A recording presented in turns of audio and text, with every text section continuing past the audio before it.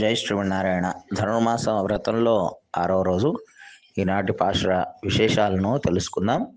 మొదటి పాశురం నుండి 5వ పాశురం వరకు కూడా ఎంతో భక్తి శ్రద్ధలతో వ్రతాన్ని ఏ సమయంలో ఆచరించాలో, ఏ రకంగా ఆచరించాలో, వ్రత నియమాలు ఏమిటో తెలియపరిచింది ఆ యొక్క తల్లి.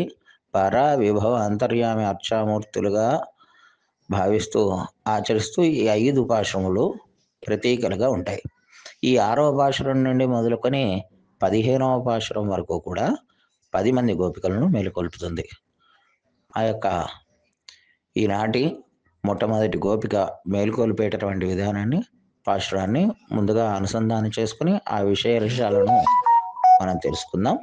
புள்ளும் சிலும்பினகான் புல்லரையின் கோயிலில் வெள்ளை விழிசெங்கின் பேரறமும் கேட்டிலையோ பிள்ளாயெழுந்திராய் பெய்முலை நஞ்சுண்டு கள்ளச்சகடம் கலக்கரை அக்காலோச்சி வெள்ளைத்தரவில் தூயில மறந்த வித்தினை உள்ளத்து கொண்டு முனிவர்களும் யோகிகளும் மெல்ல விழுந்து அறியன்ற பேரறவும் உள்ளம் புகுந்து குளிர்ந்தேலோ రెంబావాయి.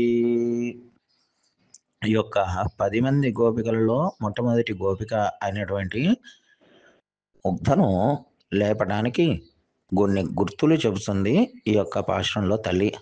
ఓ అమ్మాయి, పక్షులు ఆహార సంపదనకు బయలుదేరుతున్నాయి. పక్షిరాజైన గరుడుడి మీద స్వామి విష్ణుమూర్తి ఎంతో ఆనందంగా విహరిస్తూ ఉన్నాడు. ఆయన కోవిలలో, ఆలయాలలో తెల్లని శంఖం పిలుస్తున్నట్టుగా ధ్వనిస్తూ ఉంది. వినిపించడం లేదా? లేలే.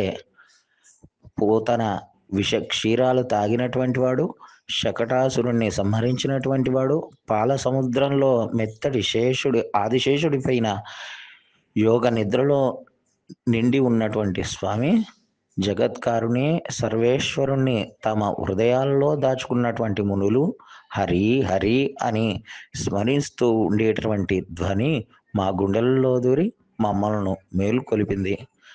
నీకు ఆ శబ్దములు వినపడుతూ నీవు కూడా లేచి రమ్మంటుంది ఆ యొక్క గోపికను మేలుకొలుపుతూ. ఈనాటి పాశుర విశేషానుసారంగా మనం కూడా మేల్కొని ఆ యొక్క రంగనాథుని చేరే ప్రయత్నం చేద్దాం. జై శ్రీమన్నారాయణ. ఓం నమో